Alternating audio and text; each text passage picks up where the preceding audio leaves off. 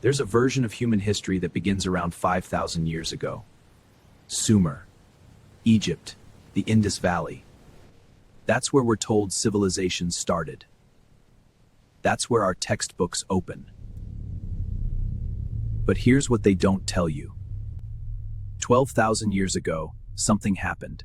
Something so catastrophic, so total, that it didn't just end an era, it erased one. Scientists now have a name for it, the Younger Dryas, a 1,300-year climate collapse triggered, most likely, by a comet impact or a series of them, that melted ice sheets the size of continents. Sea levels rose by more than 400 feet. Entire coastlines disappeared beneath the ocean. Forests burned, the sky went dark. And here's where history becomes uncomfortable. Because on every continent on Earth, across cultures that had no contact with each other, humanity told the same story. A world that existed before, a great flood that destroyed it, and a small group of survivors who carried its knowledge forward. This is not mythology. This is the echo of a memory so old, so deeply embedded in the human record, that we have been telling it for 12,000 years without knowing why. What you are about to see is not a conspiracy theory. It is not legend. It is the accumulated weight of archaeological evidence, geological science, and ancient texts, pointing at a single conclusion that mainstream academia has, for decades, refused to accept. There was a civilization before ours. It was advanced, it was global, and it was almost perfectly erased. Almost. Chapter 1. Here is a question historians don't like to answer publicly.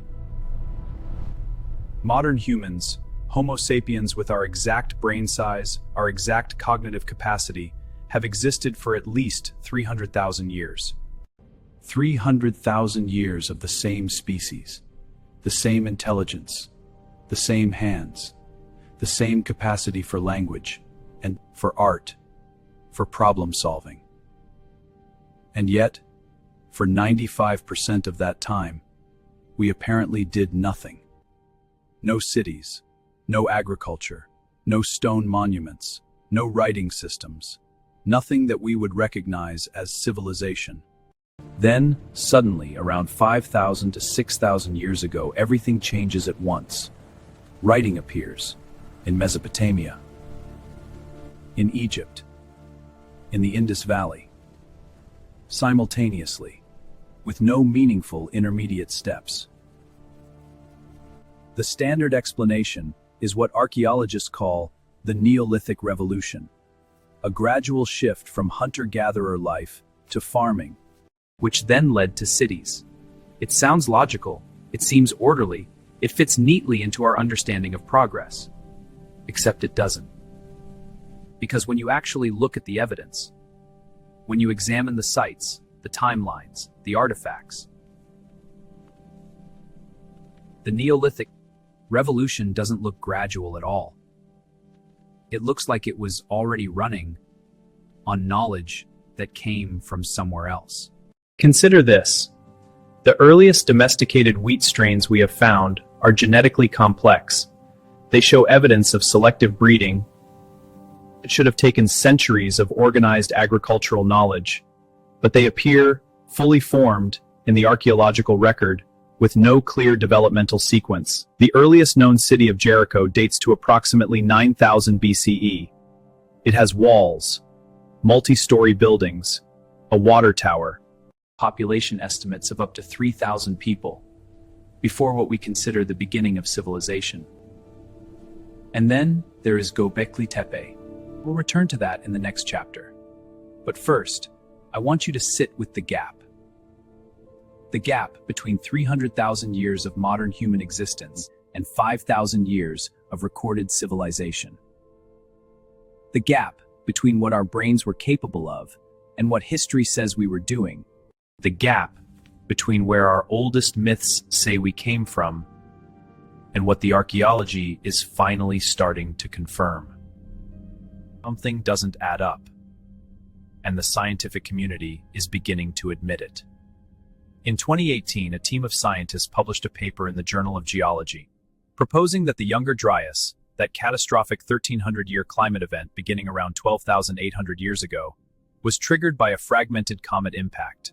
The evidence, a platinum-rich layer found in sediment cores across multiple continents, a layer that matches, to the year, the sudden collapse of the Clovis culture in North America, the mass extinction of 35 large mammal species, and the abrupt onset of a mini ice age that lasted longer than Rome's entire empire. This was not a small weather event, this was a planetary reset. And it happened precisely at the moment that separates the world of myth, the world before the flood, from the world of recorded history. That gap in the human record? It's not emptiness. It may be a mass grave. Chapter 2. In the hills of southeastern Turkey, buried under a mound of dirt, sat a secret for 11,000 years. It was discovered, or rather rediscovered, when a Kurdish shepherd noticed strange shapes beneath the soil. What archaeologists uncovered over the next 2 decades would quietly, irrevocably, rewrite the story of human Göbekli Tepe, a complex of circular stone enclosures, arranged in deliberate patterns. At its center, massive T-shaped limestone pillars, up to 20 feet tall and weighing between 10 and 20 tons each. Carved into the surfaces of these pillars, with extraordinary skill and anatomical accuracy, are images of foxes, wild boars, cranes, scorpions, and an array of abstract symbols that archaeologists have not yet fully decoded. Now, here is where the standard narrative collapses. Göbekli Tepe dated to approximately 11,500 years ago. That's 6,000 years before Stonehenge. 7,000 years before the Great Pyramid at Giza. It predates the invention of the wheel. It predates the invention of pottery. It predates, according to our textbooks, the existence of any organized human society capable of quarrying, transporting, and erecting multi-ton stone structures. The people who built this, according to the official narrative, were hunter-gatherers, nomads, people with no writing, no agriculture, no cities. And yet they built a structure of such sophistication that it rivals anything from the ancient world. Mainstream archaeology's explanation is that the act of building Göbekli Tepe is what led to civilization, that early humans gathered to construct a religious site, and the logistics of feeding that workforce led to the development of agriculture. It's a reasonable theory. It's also deeply unsatisfying. Because building a complex of this scale, with this level of astronomical alignment, this level of artistic sophistication, this level of engineering, doesn't look like the first attempt. It looks like the work of people who already knew what they were doing. And here is the detail that most documentaries skip over. Göbekli Tepe was deliberately buried. Around 10,000 years ago, just 1,500 years after it was built, Göbekli Tepe was intentionally filled in, backfilled with rubble and soil and sealed. Whoever built it didn't abandon it. They buried it, like they were hiding it, or preserving it, like they knew something was coming and they wanted this knowledge to survive. Why would people bury their most sacred site? The same people who carved these pillars with knowledge of constellations, who built according to what many researchers believe are precise astronomical alignments with specific star systems, notably Orion and the Pleiades, who left behind a symbolic language we still haven't cracked. Or perhaps the better question is, what were they hiding it for? Because Göbekli Tepe is not alone. It is part of a pattern. And patterns don't lie. Chapter 3. There is one story that appears in more cultures than any other story in human history. A world in its prime. A catastrophe, almost always involving water. A great flood. The near total destruction of humanity. A survivor. Sometimes one man, sometimes a small family, sometimes a king, who escapes in a vessel with the knowledge needed to restart civilization. You know it from the Bible as the story of Noah, but it didn't start there. The Epic of Gilgamesh, written in Sumerian cuneiform, contains a flood story that is nearly identical to Noah's, except it was written 1,500 years before the Old Testament. The flood hero is named Utnapishtim, He is warned by a god. He builds a great vessel. He loads it with animals and his family. He rides out a catastrophic flood. He lands on a mountain. He releases a bird to search for dry land. The parallels are not coincidental. They are too precise to be coincidental. But here's what most people don't know. The Gilgamesh flood story is itself a copy of an even older text, the Eridu Genesis, written in a Sumerian dialect so ancient that even Babylonian scribes struggled to translate it. The flood story is not a religious invention. Researchers have documented over 200 distinct flood myths from cultures across the globe. Cultures that had no documented contact with each other, separated by oceans, separated by tens of thousands of years of independent development. Hopi people of North America describe a world destroyed by water, followed by a new creation. The Maya Popol Vuh describes a wooden race of people destroyed by flood. Indigenous Australians, whose oral traditions stretch back as many as 65,000 years, describe ancestral memories of rising seas. The ancient Sanskrit texts of India describe a flood from which the sage Manu escaped to preserve all living species. 200 stories, one event. Here is what geology confirms. At the peak of the last ice age, approximately 20,000 years ago, global sea levels were roughly 400 feet lower than they are today. Vast areas of what are now continental shelves were dry land. The Persian Gulf was largely dry. The South China Sea had a massive landmass at its center. The North Sea between Britain and Europe was a forested plain. Indonesia was connected to mainland Southeast Asia in a supercontinent researchers call Sundaland. When the Ice Age ended, accelerated catastrophically by the Younger Dryas impact event around 12,800, all of that land drowned. Not slowly, not over millions of years, in pulses. Rapid, violent pulses of sea level rise, driven by the collapse of ice sheets the size of continents. If an advanced civilization existed along those now drowned coastlines, and coastlines are precisely where civilizations develop, because of access to water, trade routes, and fertile estuaries, then we would not find their cities in the archaeology of dry land. We would find them beneath the sea. And increasingly, that's exactly where we are looking. The flood myth is not superstition. It is testimony. The testimony of survivors, passed down through 200 generations of oral tradition, of the greatest catastrophe in recorded human memory. They saw a world end, and they remembered. The question is, what was the world they saw? Chapter 4.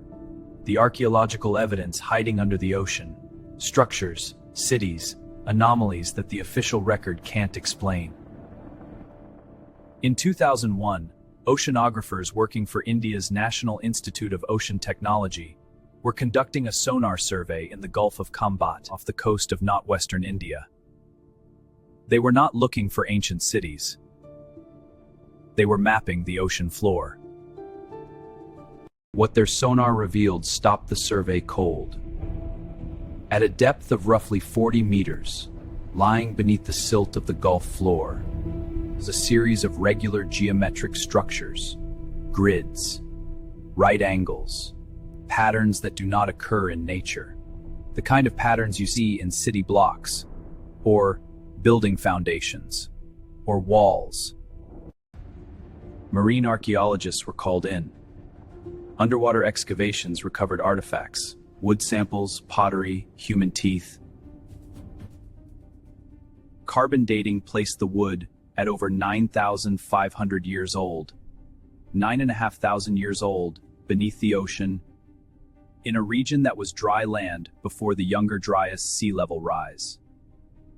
The site has been called the Gulf of Khambat Cultural Complex, and it remains one of the most under-discussed archaeological discoveries of the last century. You will not find it in your history textbook. You will not find a Wikipedia article that treats it as confirmed. But the sonar data exists.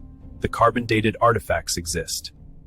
The discovery was announced, briefly, and then quietly filed away. Off the coast of Yonaguni Island in Japan, there is a submerged rock formation, or perhaps structure, that has divided researchers for 30 years. First documented in 1986 by a diving instructor, the Yonaguni Monument is a series of massive stone terraces, right angles, flat surfaces, and what appears to be a carved stairway, dropping to a depth of approximately 27 meters. The debate is genuine. Some geologists argue it is a natural formation. Others point to specific features, a star-shaped platform, what appears to be a carved human face, channels that suggest tool marks, and argue that natural geological processes alone cannot account for the entire structure. The Yonaguni Monument would have been above sea level during the last ice age. If it is artificial, even partially artificial, it dates to a period before the official beginning of civilization. Then there is the work of marine geologist Glenn Milne. In the early 2000s, he produced the first comprehensive maps of the world's coastlines at the peak of the Ice Age. His maps revealed something stunning. The areas of land lost to sea level rise since the last Ice Age total approximately 27 million square kilometers. That is an area larger than North America. An area that would have been, during the Ice Age, the most habitable land on Earth, lower in altitude, closer to the equator, warmer, with direct access to ocean resources. That is where civilization would have developed, and that land is now, on average, under 200 feet of water. We have barely begun to search it. In 2021, researchers mapping the submerged continental shelf off the coast of Australia found evidence of an underwater landscape, rivers, lakes, ancient shorelines, that would have been home to an estimated 500,000 people before the seas rose. 500,000 people, living in a sophisticated coastal culture, before any of our known history begins. The Persian Gulf, the South China Sea, the coasts of Indonesia, the Mediterranean basin, which was partially dry before the Zanclean flood, around 5 million years ago, and which flooded again in stages much more recently. The ocean floor is not an absence of history. It is a library, one we have barely opened. And yet, here is what troubles researchers most. Even if we found every submerged city, even if we mapped every underwater structure, we would still be missing the most important thing, the knowledge. Because you cannot carbon date an idea. You cannot excavate a mathematical system. You cannot recover from the ocean floor the astronomy, the engineering principles, the agricultural techniques, the intellectual inheritance of a civilization. Unless that civilization was clever enough to encode its knowledge somewhere it could survive. Chapter 5. The earliest written records in human history are not from Egypt. They are from ancient Sumer, the civilization that emerged in what is now southern Iraq around 5,500 years ago. The Sumerians wrote on clay tablets. Thousands of them have survived. And what they wrote, when you read it not as mythology, but as historical testimony, is extraordinary. The Sumerian king list is one of the most puzzling documents in archaeology. It lists the kings of Sumer, their dynasties, and their reign lengths. And it divides history into two clear periods, before the flood and after the flood. Before the flood, the king list records 8 kings who ruled for a combined period of 241,200 years. The individual reign, the standard interpretation. This is mythology. The numbers are symbolic, or ceremonial, measuring cosmic cycles rather than literal human lifespans. An alternative interpretation, these reign lengths are not measuring the lives of individual kings. They are measuring the duration of dynasties, bloodlines that maintain power across multiple generations in the pre-flood world. And this is the detail that stops researchers cold. The reign lengths suddenly normalize. They drop to hundreds of years, then decades, and into the range of ordinary human lifespans. Almost as if whoever compiled the king list was marking a very real transition in the world. Then there are the Enuma Elish, the Babylonian creation texts, and the Atrahasis epic, which contain detailed descriptions of beings called the Anunnaki, usually translated as those who from heaven came to earth, or simply the gods.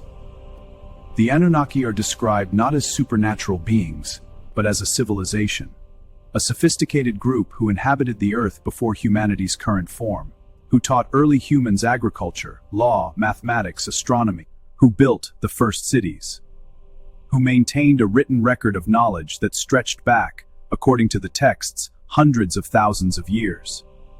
Now, I am not asking you to conclude that ancient aliens built civilization. That is a television show's interpretation, not a researcher's.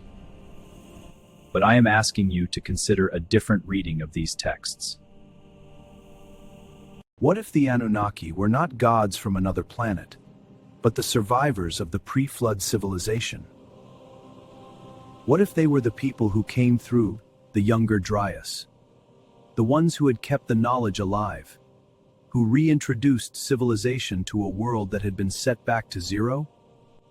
The Sumerian texts describe the Anunnaki establishing civilization in specific locations: Eridu, Nippur, Sippar.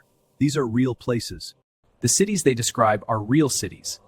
The mathematical system the Sumerians used, base 60, from which we still derive our 60-minute hour, our 360-degree circle, is so sophisticated that many historians believe it was not invented by the early Sumerians, but inherited from somewhere earlier. The Sumerians themselves said they received it from the gods. We call it myth. But what if they were simply telling us, in the only language they had, about their teachers? Researcher and author Graham Hancock has spent decades documenting what he calls the fingerprints of the gods, recurring patterns across ancient sites worldwide that suggest the influence of a single, technically advanced parent civilization, spreading its knowledge after a catastrophe. His work is controversial. It is also comprehensive. And the scientific community's resistance to it has softened considerably as the Younger Dryas. Impact theory has gained traction in mainstream geology. Because if a comet impact wiped out civilization 8,000 years ago, and if a small group of survivors spent the next 7,000 years rebuilding, then the Sumerian gods are not supernatural fiction. They are the memory of the people who taught the survivors what civilization was.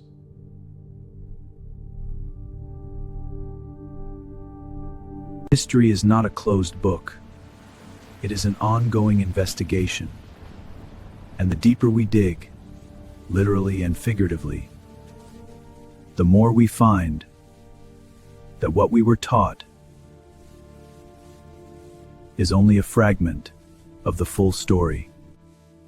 If this changed how you think about the past, share it with someone who needs to hear it. Subscribe if you want to keep going deeper. I'm Beyond Explained, and we've only scratched the surface.